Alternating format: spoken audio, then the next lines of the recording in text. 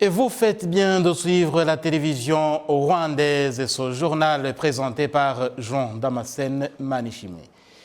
Les habitants de la ville de Kigali souhaitent qu'une attention particulière soit accordée au lieu de grand rassemblement en ce qui concerne le respect des mesures de lutte contre la pandémie de Covid-19, comme nous le dit en détail Kassim Youssouf.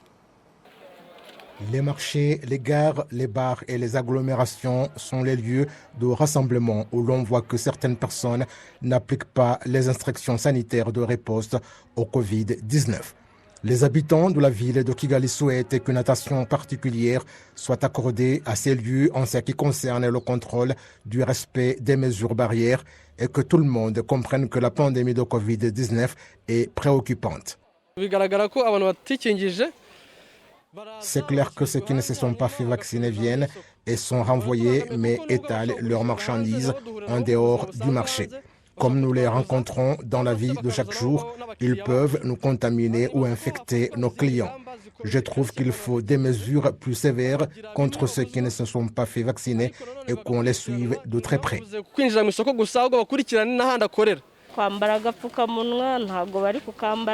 On ne portait pas convenablement le masque. Beaucoup de gens ne se lavent plus les mains. On voit qu'ils ne fournissent pas d'efforts alors qu'on assiste à une flambée de la pandémie. La direction de la ville de Kigali indique que les instructions que les organes sanitaires ont mises en place doivent être fidèlement appliquées et que la tolérance zéro sera appliquée aux détracteurs parce qu'ils continuent à favoriser la propagation de cette pandémie. La ville de Kigali d'ajouter que ses habitants et ceux qui la visitent doivent renforcer les mesures et participer aux activités de vaccination contre le Covid-19. Les déplacements non essentiels qui peuvent entraîner la contamination parce qu'après on vous téléphone en vous demandant d'aller faire le dépistage et vous constatez qu'au travail vous étiez avec 20 personnes, 50 dans le bus lorsque vous rentriez et avec 60 au mariage. Si vous faites la somme des personnes que vous avez contaminées, elles sont nombreuses. Eux également, et c'est pourquoi les cas positifs explosent. S'il y a des instructions à appliquer, faisons-le. Si nous les respectons, cela va nous éviter de tomber dans la sombre histoire que tout le monde connaît, le confinement. Depuis que la pandémie de Covid-19 est apparue au Rwanda, elle a emporté environ 1350 personnes. L'on observe actuellement une flambée excessive des nouveaux cas positifs et d'hospitalisation. Et santé toujours, les autorités sanitaires au Rwanda déplorent le relâchement dans la lutte contre le paludisme à travers le pays, avec un taux de plus en plus élevé de la population qui n'utilise plus les moustiquaires imprégnés comme l'un des moyens de prévention.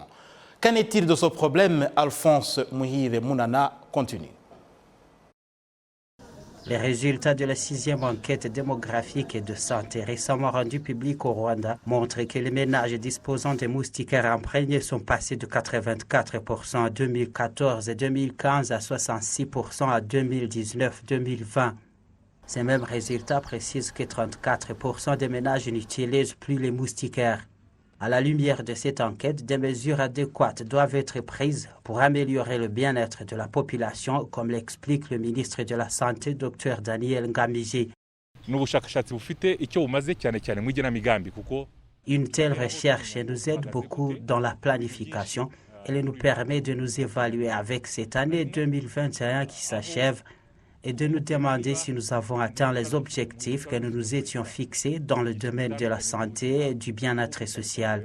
Nous nous demanderons les stratégies à mettre en place pour réaliser ce qui n'est pas atteint.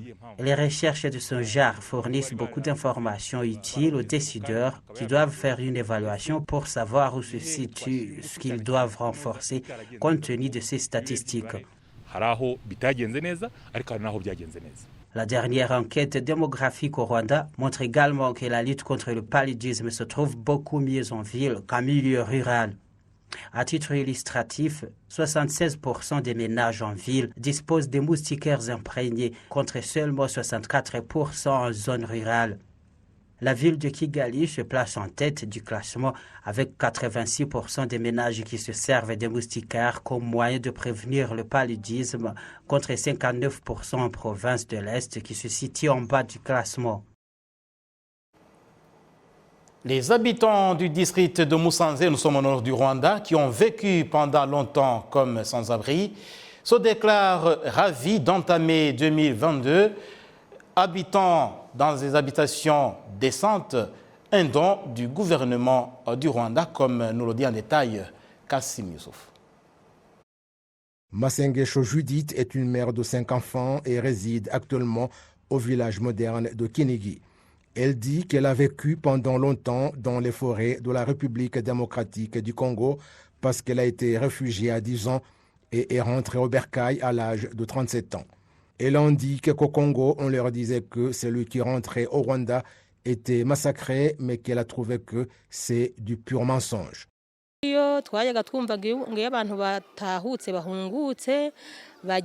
Quand on était là-bas, on nous disait que lorsque les gens rentraient, on les faisait passer à la radio et qu'après, on les massacrait. J'avais peur lorsque je suis arrivé ici et je ne parvenais pas à accepter cette situation. Je passais 1, 2 et 3 mois et rien ne s'était pas passé. Le gouvernement rwandais et les instances de base nous ont approchés pour s'enquérir de notre situation afin de trouver des solutions à nos problèmes. J'ai senti alors que je suis dans mon pays et que le gouvernement s'occupe de tous les Rwandais et c'est alors que j'ai commencé à me sentir sereine.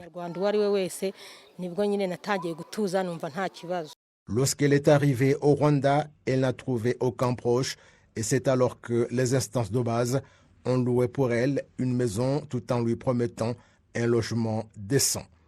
Kankindi Philomène a également vécu dans la précarité dans une maison que sa congrégation religieuse louait pour elle.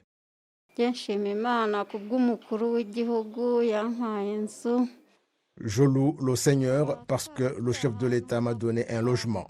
Là où nous vivions, c'était comme dans l'antre du lion avec tous les tracas de location, mais avec la prière, les membres de ma congrégation religieuse payaient les frais de location.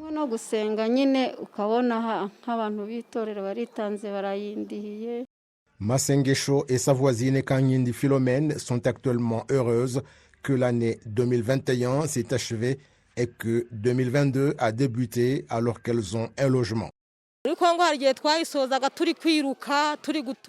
Au Congo, il arrivait que l'année s'achève alors que rien ne va et qu'on fouillait n'importe comment, mais maintenant je suis heureuse et je remercie le gouvernement rwandais pour sa bienveillante attention et je n'ai pas de problème.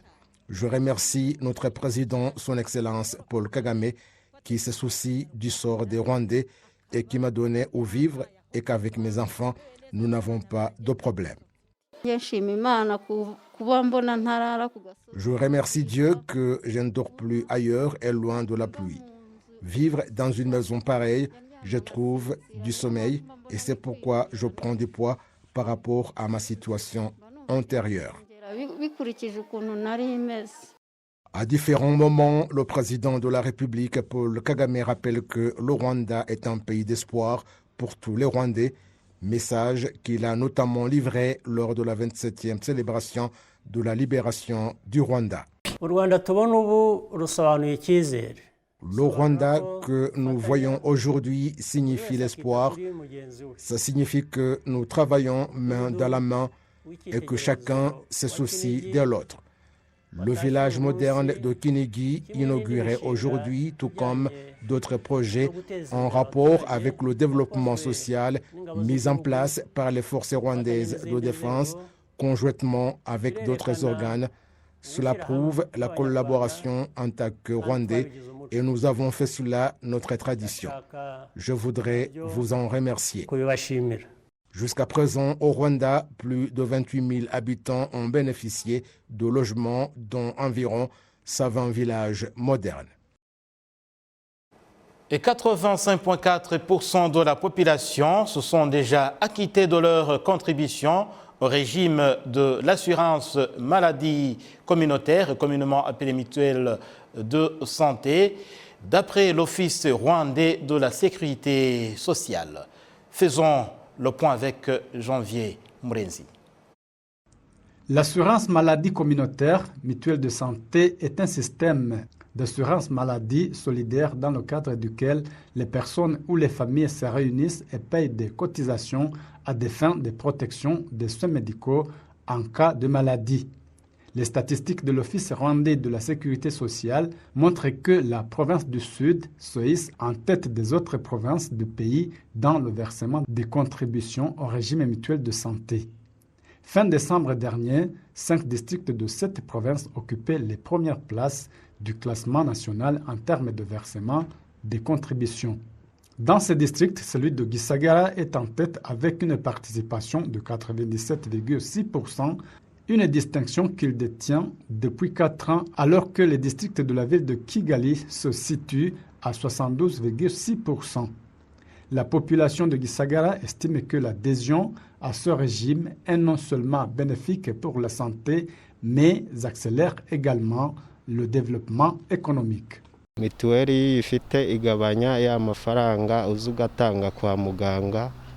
Mituweli yutayifite. Avec la mutuelle de santé, le coût des soins médicaux diminue sensiblement, ce qui accélère le développement familial.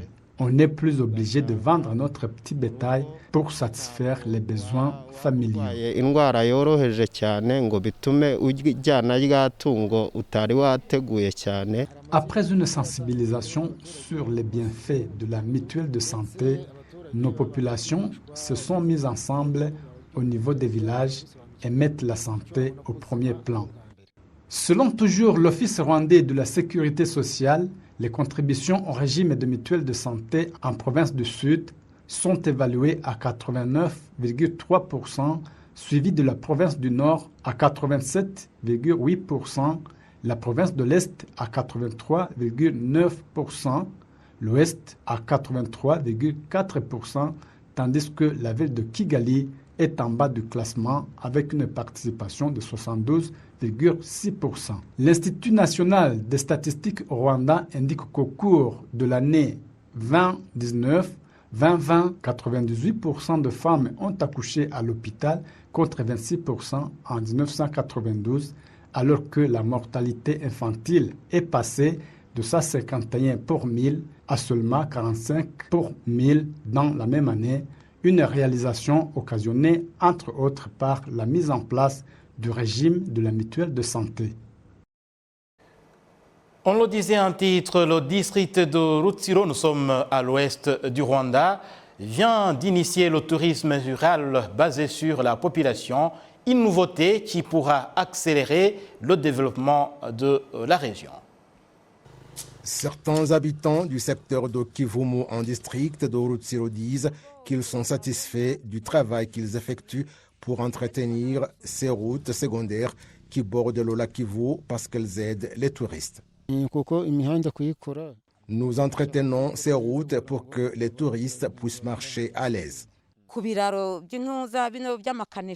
Nous surveillons les ponts pour que ces étrangers qui viennent ici n'aient pas de problème. En plus de ceux qui trouvent de l'emploi dans l'entretien de ces routes dont se servent les touristes, il y a d'autres qui ont démarré des services d'accueil et de loisirs.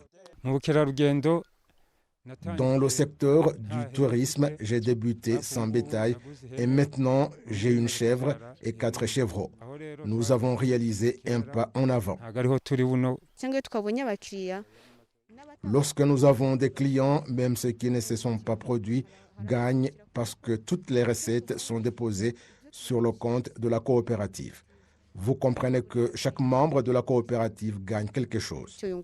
Umugwaneza Mansuet est depuis 10 ans un guide touristique au bord du lac Kivu.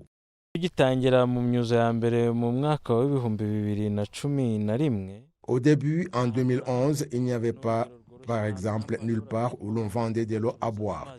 Ils ont commencé à le faire parce qu'on en demandait souvent. Il y a du tourisme fondé sur la population. Nous avons visité leur site et la population gagne de ce tourisme. Le district de Rutsiro indique qu'il organise des formations pour apprendre aux habitants comment exploiter le tourisme et travaille pour l'accroissement des infrastructures dans les lieux touristiques. Il y a où l'on visite les places où nos habitants font la cueillette du café et on leur paye. Là où on fabrique la bière de banane, ils visitent les activités artisanales et payent de l'argent. Nous aussi déployons davantage d'efforts en organisant des formations à l'intention de ceux qui accueillent ces gens et ceux qui leur servent de guide. Les obstacles sont notamment les passages qui n'ont pas de panneaux indicateurs et nous allons trouver des solutions.